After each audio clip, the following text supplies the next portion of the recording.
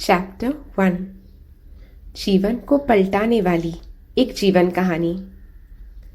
आज तक संसार में अनेकानेक विशिष्ट व्यक्तियों की जीवन कहानियां लिखी गई हैं, परंतु इस लेखमाला में एक ऐसे अनोखे मानव का जीवन वृत्तांत दिया गया है जिसके जीवन में एक अनुपम और अद्भुत परिवर्तन आया और जिसने अपने जीवन को संपूर्ण रीति से प्रभु को अर्पण करके प्रभु से सर्वस्व पा लिया।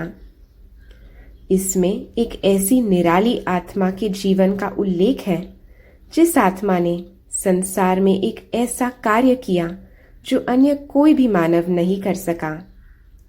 यह जीवन कहानी तो क्या, यह नर से श्री नारायण अथवा मनुष्य से फरिश्ता बनने का एक मनोहर वृत्तांत है जिसे हमने वर्तमान जीवन में अपनी आंखों से देखा है। इस जीवन कहानी के साथ संसार के इतिहास के बहुत ही महत्वपूर्ण वृत्तांत जुड़े हुए हैं और इसके एक भाग के साथ स्वयं दुख हरता सुख करता परमपिता परमात्मा के भी दिव्य चरित्र संबद्ध है।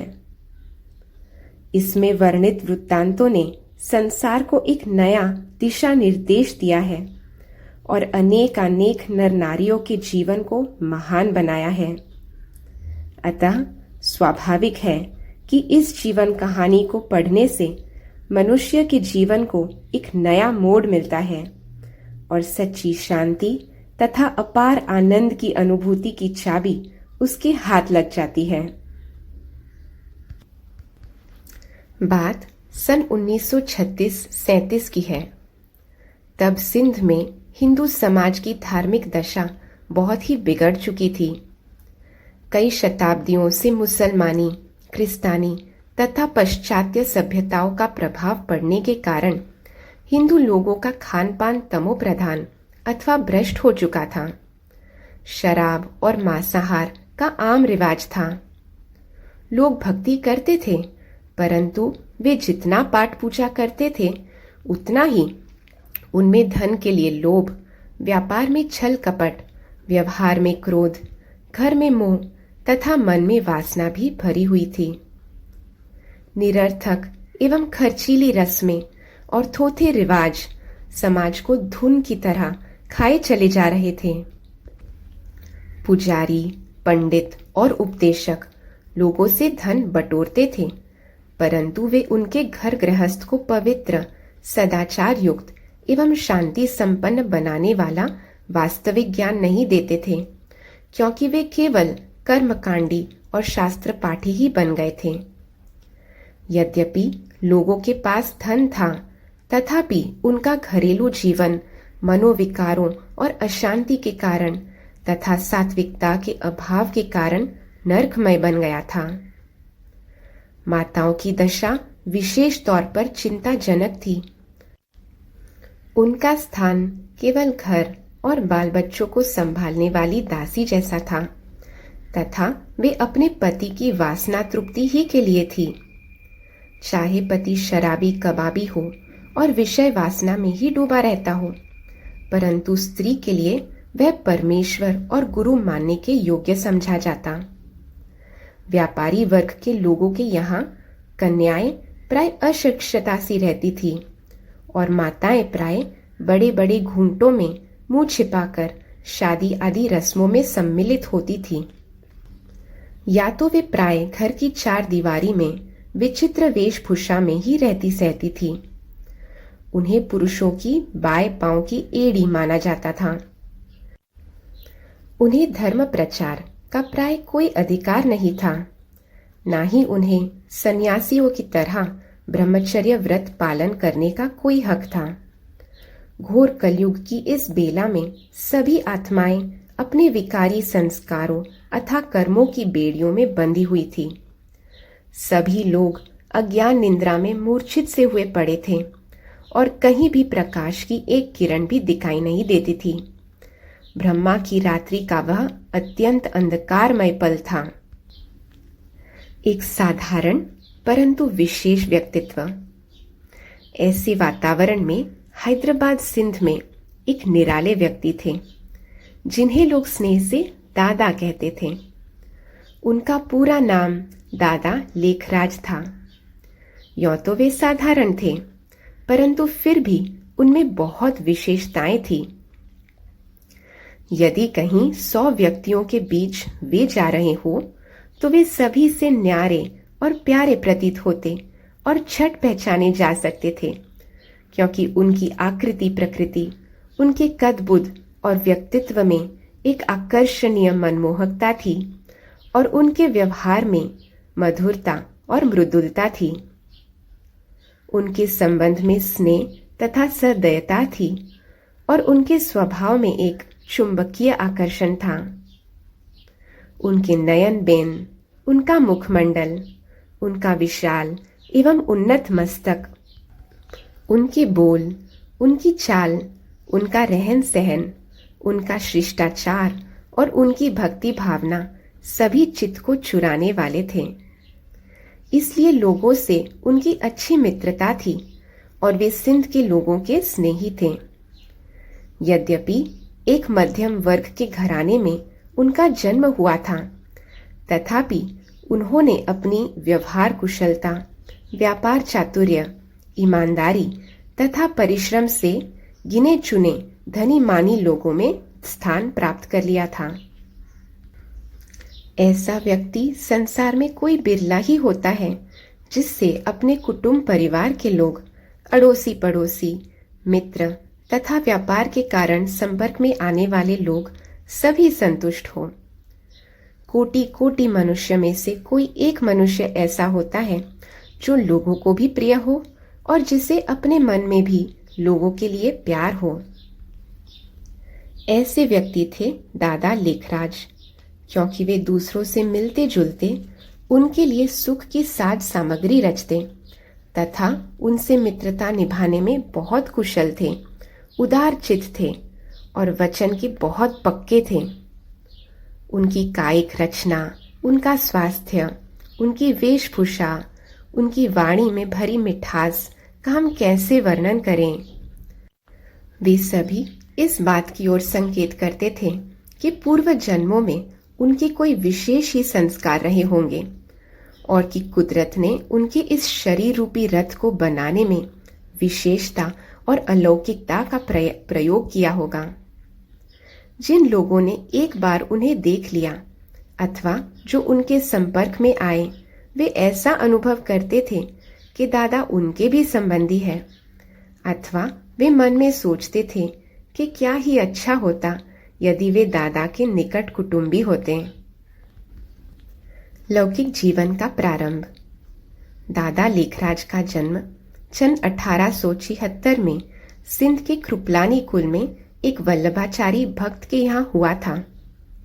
उनके लौकिक पिता एक स्कूल में प्रधान अध्यापक थे, परंतु दादा अपनी चमत्कारी बुद्धि और अथक पुरुषार्थ द्वारा गेहूं के एक छोटे व्यापारी से उठकर एक प्रसिद्ध जौहरी बन गए थे।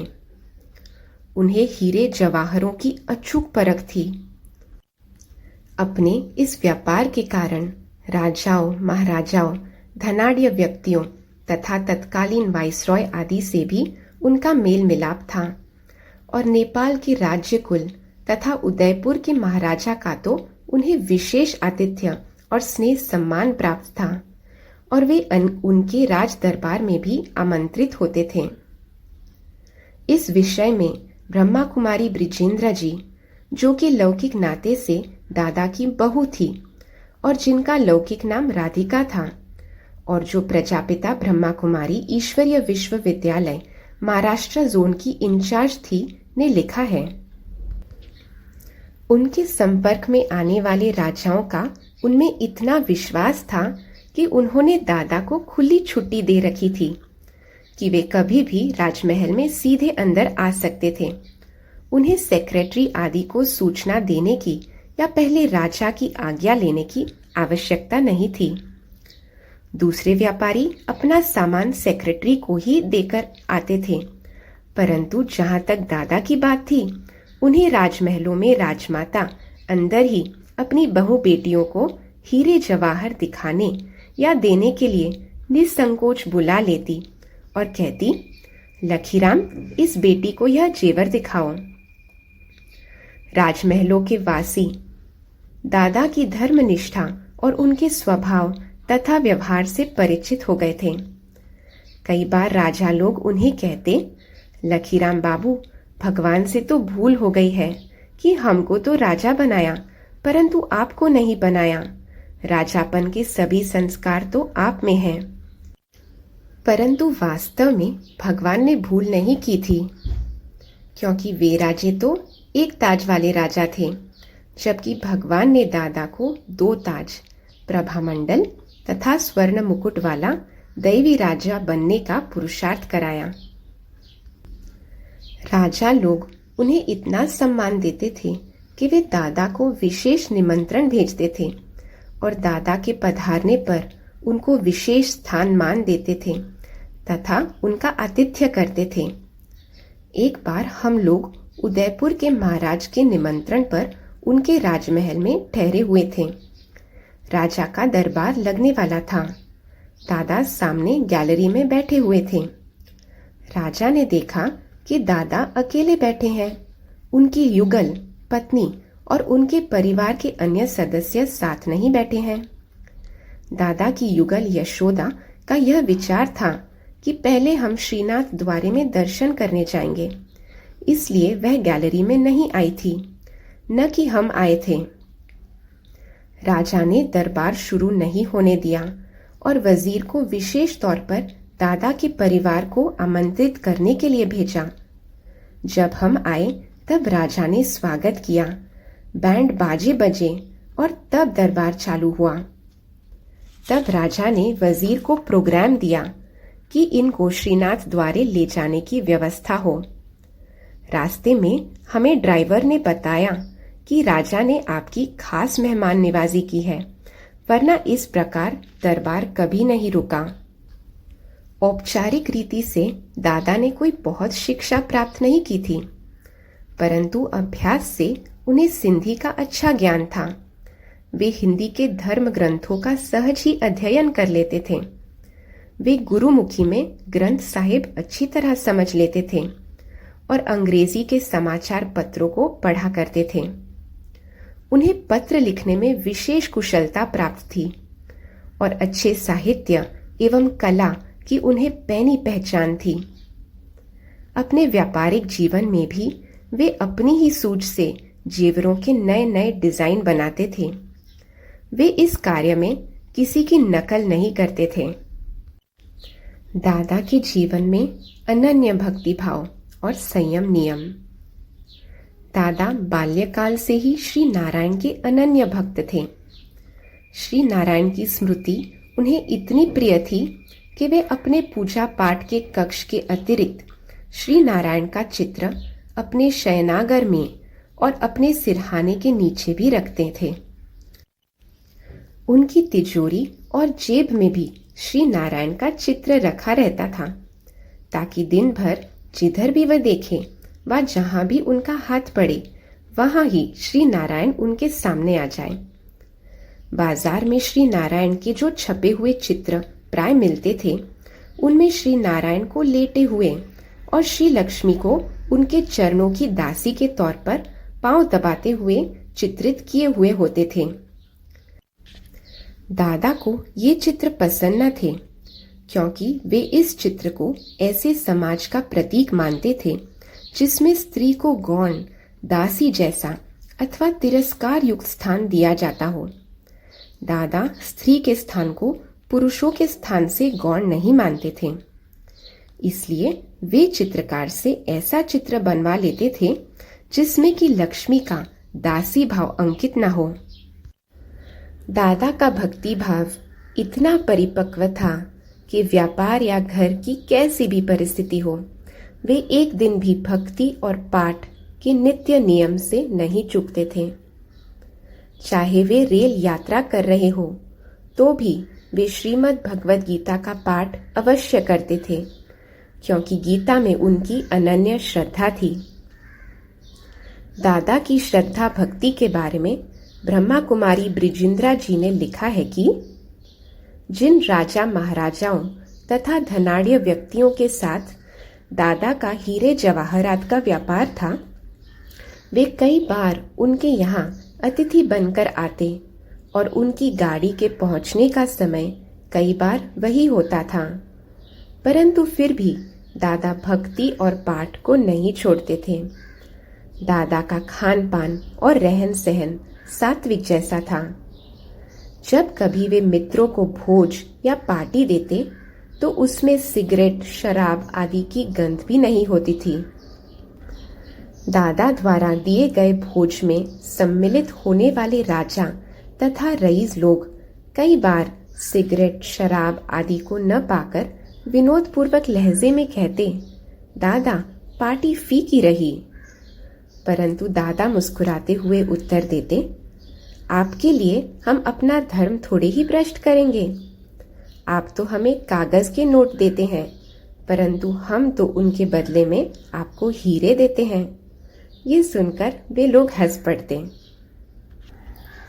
दादा को अमरनाथ, हरिद्वार, प्रयाग, वृंदावन, काशी आदि की यात्रा में विशेष रुचि थी और साधु सन्यासियों को अपने यहाँ ठहराने में उन्हें बहुत खुशी होती थी। अपने लौकिक गुरु में उनकी बड़ी श्रद्धा थी और उनके स्वागत, सत्संग तथा आतिथ्य पर वे हजारों रुपए खर्च कर देते थे। वे गुरु की आज्ञा को कितना महत्व देते थे, इस विषय में ब्रह्मा कुमारी ब्रिजिंद्रा जी की निम्नलिखित पंक्तियां पढ़ने योग्य है। गुरु के प्रति अत्यंत श्रद्धा। उन दिनों दादा की अपनी गुरु में भावना भी बहुत थी। एक बार गुरु अपनी बहुत बड़ी शिष्य मंडली लेकर उनके यहाँ आए। दादा ने बहुत ही आदर से उनका स्वागत किया। उनमें गुरु भक्ति इतनी थी कि उन्होंने गुलाब जल की बोतलों की कई पेटियां मंगवाई। प्रातः और सायं दोनों काल गुरु के शौच गृह में जाने से पहले वहां खूब गुलाब जल छिड़का जाता। दादा अपने ही हाथ से वहां एक बोतल गुलाब जल छिड़क आते और अगरबत्ती भी जगा आते। उन्हें गुरु के आराम का भी बहुत ध्यान रहता। कहीं आवारा कुत्तों की आवाज गुरु के आराम या एकांत में खलल न डाले, विशेषकर इस ख्याल से वे एक पहरेदार रखते। आम का मौसम न होने के कारण बाजार में 4 रुपए का एक आम मिलता, तो भी वे गुरु के लिए आम ले आते। वे गुरु की हर आज्ञा को हर हालत में शिरोधार्य मानते थे। एक बार की बात है कि दादा के पोते का नामकरण संस्कार होना था। सायंकाल सब बड़े बड़े व्यक्तियों का भोज था। अचानक ही गुरु का तार आया कि तुरंत आओ। दादा ने यशोदा जी, दादा की लौकिक पत्नी, को कहा कि तुरंत कपड़े निकालो और ड्राइवर को बुलाओ, क्योंकि मुझे जाना है। यशोदा जी बोली, इस अवसर पर कैसे जा सकोगे? दादा बोले, सुनो, गुरु का बुलावा गोया काल का बुलावा है। काल आए तो क्या हम उसे ऐसा कहकर रोक सकते हैं कि आज हमारे पोते का नामकरण है? दादा इतना कहकर अंदर चले गए। अब हम क्या करते? उसी समय सभी मित्रों को फोन करके बताया कि दादा को किसी कारण से बाहर जाना पड़ गया है। दादा को गुरु ने इसलिए बुलाया था कि 10,000 रुपए चाहिए थे, क्योंकि उनके किसी शिष्य को सट्टे में घाटा पड़ गया था।